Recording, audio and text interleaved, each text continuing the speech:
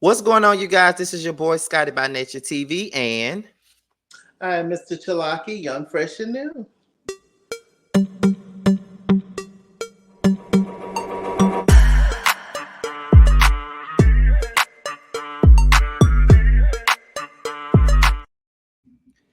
all right, you guys, and we're here for another episode of Young, Fresh, and New, and I'm here with Mr. Chalaki. Now, let's get into this really quickly. Mr. Chalaki is not necessarily a new YouTuber. He's been around for a while. I really don't know how many years has it been since you've been.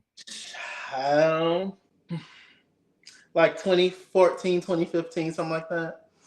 Okay. So you've been around for about 10 years, basically. Yep. It feels like 30. Mm-hmm. well, being that he is not necessarily new, he may be fresh to somebody that's watching this because there may be some people that probably haven't seen him before. And the whole purpose of Young, Fresh, and New is for people to find newer YouTubers or find YouTubers that's been around, but you just ain't never really seen them before. Because there are people that's been around for many, many years and they're still not seen. So this is the whole purpose. So I'm gonna start off by asking you what made you want to start a YouTube channel? And this is like a two-part question. What made you want to start a YouTube channel? And who were you watching before you started your YouTube channel and who inspired you? This is like a three-part question. Okay. So first of all, thank you for having me here. No problem. Um, what made me start my YouTube channel was I just saw multiple people online, basically reviewing reality shows and doing like hot topics. Of course, we have Wendy Williams. And as far as with YouTube, though, there was just so many from you, um, Mr. Still Standing at the time. Yes. Forrest Rocks, James Colwell, Alexander Rogers, Funky Dineva, Quadir Howard, Ashley Miller, all the ones that, we see now. And on top of channels like Daytime Tea Time, Impressive Channel, I think it was called For the Love of Jose or something like that. Just gossip channels and stuff, hot topic channels. And I've just always really been into pop culture. And so I was just like, how can I, start my own YouTube channel? I remember, I don't know if I tweeted or how we got connected, but actually with Alexander Rogers, he actually told me, he was just like, well, why don't you just start using your laptop at the time? And I was just like, okay, well, let me just start doing it. And I think I started with Real Housewives of Atlanta.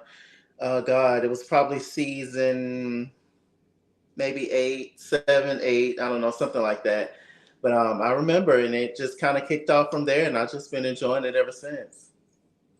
Well, I always tell this story that the person that actually made me want to do a YouTube channel was the Scorpion Show. He was the one. Yes, yes. Like that was the first person I ever subscribed to on YouTube. The very first person. I used to watch him on McHale every single week. I used to sit there and wait for them to pop in my subscription feed because back then we didn't have notifications, and also back then we didn't have YouTube apps on our phones. We had to sit in Mm-hmm. front of the computer and watch it. So I used to love them, and I loved Sweet Addictions TV. I used to love them. I used to feel like they were Yes. like a down south female version of the Scorpion Show. And I used to watch Spoken Reasons too, as well as Much Love from KY. Love her. Um, Nina. Yes. yeah, Brian B was another one. I don't even think he does videos anymore. I used to like Cadillac Kimberly too. That was really the tip of the iceberg when I saw her videos because she went viral for the Eddie Long thing, and I was like, oh, Mm-hmm. I definitely need to come on here and do my videos. So it's crazy how we're all, and then on top of that, a lot of the people that you name, like Rocks and me and Alexander Rogers, is so funny because we've been doing it for so long and we're still around. Yes. And James Colwell, love And him. James Colwell, like we are still around. like I when I first started, I never thought that I would still be here after 14 years. I didn't give myself even Wow. 10. I never thought I would still be around. So, Mm-hmm. that's crazy how I know me and Bundy talked about that not too long ago, how a lot of us started together and we're still here. So Mm-hmm. that's It's crazy. like it's its own little like community, really, Hmm. because a lot of us we're not like represented a lot, especially being black and LGBT or whatever, and it's not. It's still even in today's time. It's like you have some stuff, but it's still not the way that it should be. And kind of for a long time, black people in particular have been ruling, especially this sector of YouTube. So it's a vibe. Well, why do you think that wasn't a part of my questions, but since you said that, I want to know your thoughts on that. Why do you think we're not necessarily represented in the best way? Hmm, I don't know. I don't want to get too deep, but for me, everything goes back to slavery, Mm. and and just throughout the years, and just everything that we've gone through, and it's just everything has just been it's an uphill battle. It's just a slow process when it comes to us being properly represented and showcased, and the few that they do throw out there, it's the whole crab in the barrel mentality. They don't, a lot of times people don't want to give certain opportunities to other people because you don't want your spot taken, and which is really a shame because you see everybody winning, in all other races, but with us it seems to only just be a few. And so it's much appreciated when we can just share the love, because really it's room for everybody has their own perspective, and everybody, we have similarities as people, but we all have different stories, and they should just all be showcased.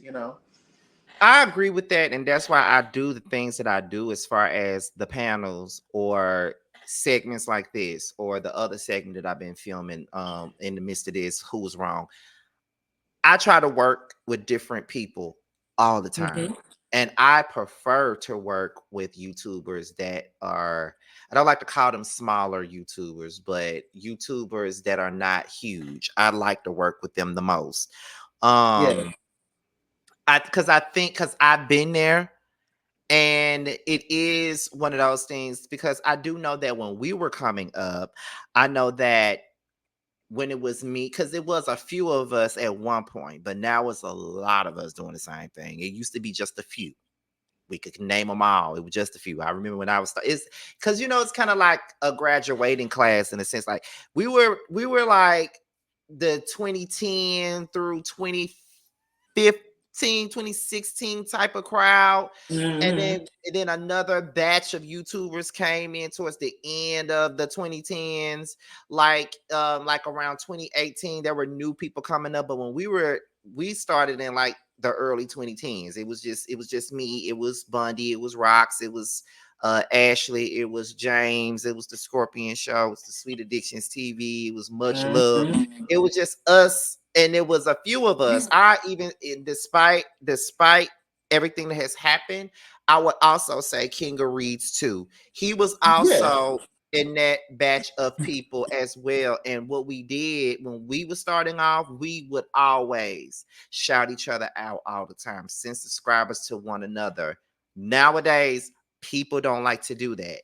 And I'm telling you that because I see it in different sectors. Like, you would think that because we're black, especially with the LGBT, I don't know why LGBT, the LGBT, I know this ain't got nothing to do with what this is supposed to be about, what No, we're doing this no. for. Oh, go But ahead. when it comes down to certain LGBT creators, I feel like, and not even just LGBT creators, just the community itself is crabs in the barrel. They don't like to, they view everything as a competition Hmm. instead of working with each other and really trying to like bring the next person up. They want everybody to be down and they want to be the only one out there. And I've never been that type of person. I've always wanted to see everybody else come up. Like, for example, I remember when I first when I first saw, she's not LGBT, but I'm just using her as an example. I remember when I first saw Jamie That's Me's videos. I think Jamie That's Me Mm-hmm. was maybe at 2,000 subs at the time when I first saw her videos. This was like 2016 or 17 or something like that when I first saw her Mm-hmm. videos. And I loved her personality and I shouted her out. Only for me, about that was 2016, 2017. So only for me, about 3 4 years later, I put her on the panel with me, and we start working with each other and doing multiple collabs with one another.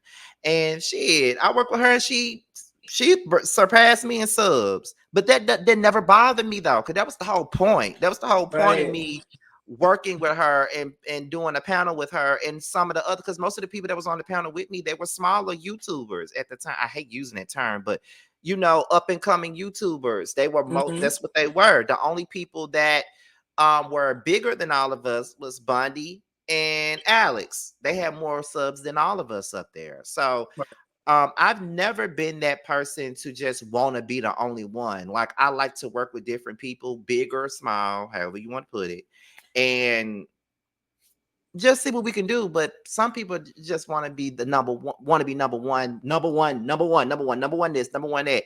And I never felt the need to be number one.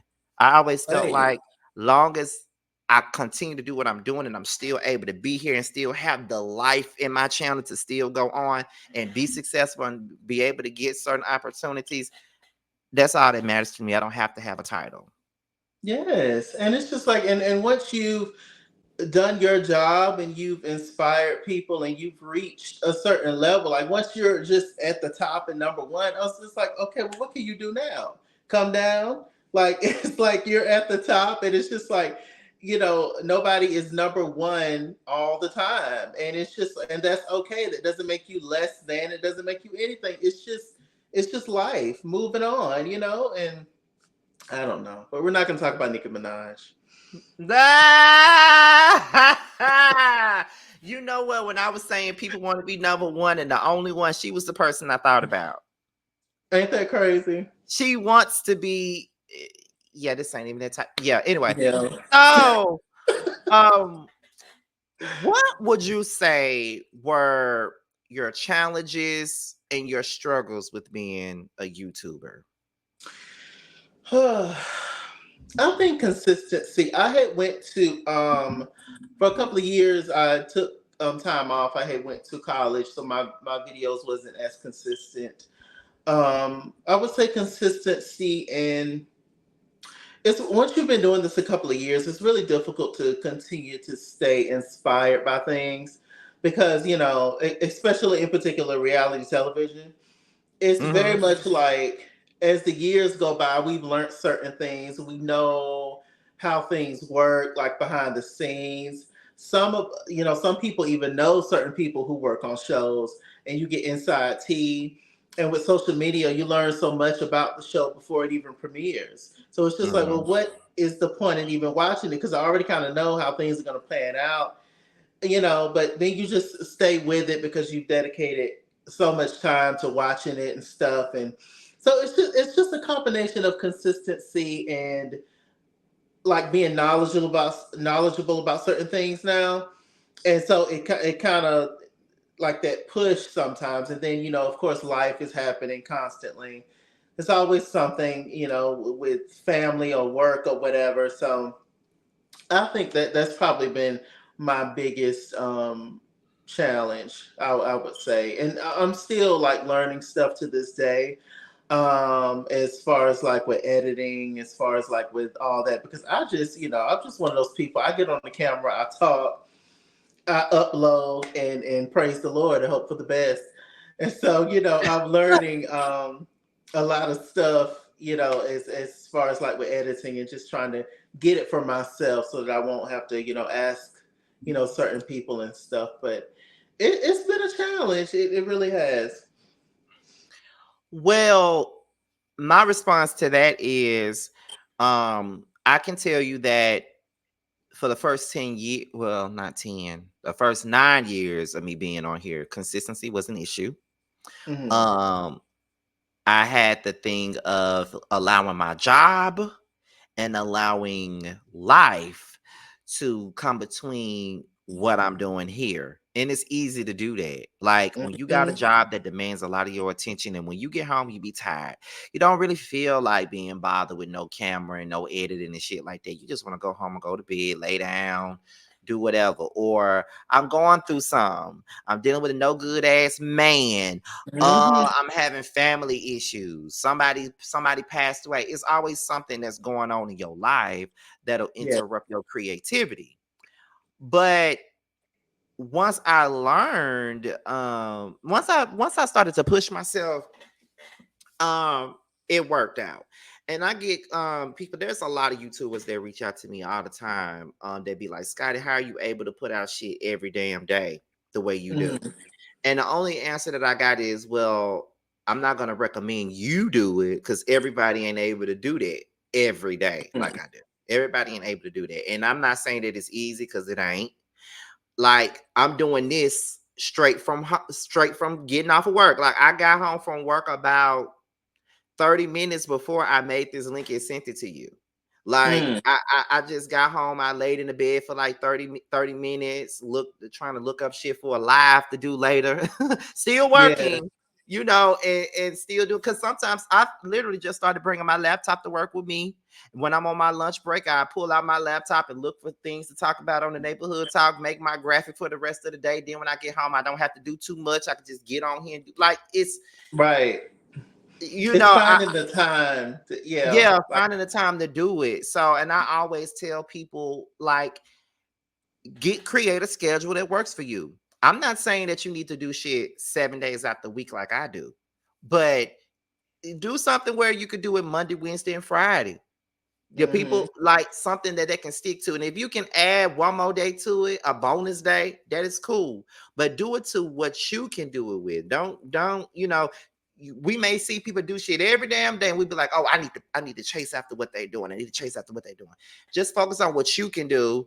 And long as you got a consistency with those 3 days out the week, or those 4 days out the week, or those five, your audience will watch. As long as they have something to look at, that's all they care about. That's True. that's how you keep it up. Because when little do you know, there's some people there's some people that think that I'm a new YouTuber and I've been around for a long time. Some people didn't find Hmm. me until the pandemic. So, and that's because by the time the pandemic came, I had to be a little bit more consistent because there was nothing else going on when the pandemic first started. So I had Right. to do that. So my advice to you is just do it to the best of your abilities. And you ain't got to do it every single day, but just make a schedule that works for you and stick to that. Hmm. That's what I would say.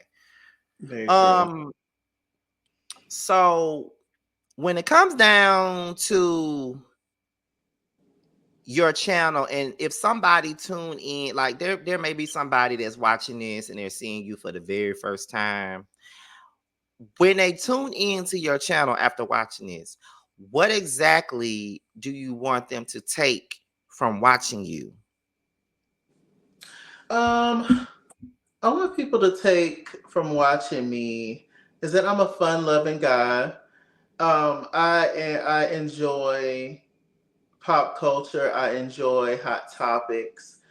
I want them to, just take away just a different perspective that may be different from their own, or Mhm. just from what they've heard, and just know that I'm just like a regular person, and I'm just having a good time on YouTube, and I'm just enjoying what I do, and there's there's so many of us, and but I appreciate it if you check me out as well as everybody else. Let's turn up. Well, I'm gonna say this before we go.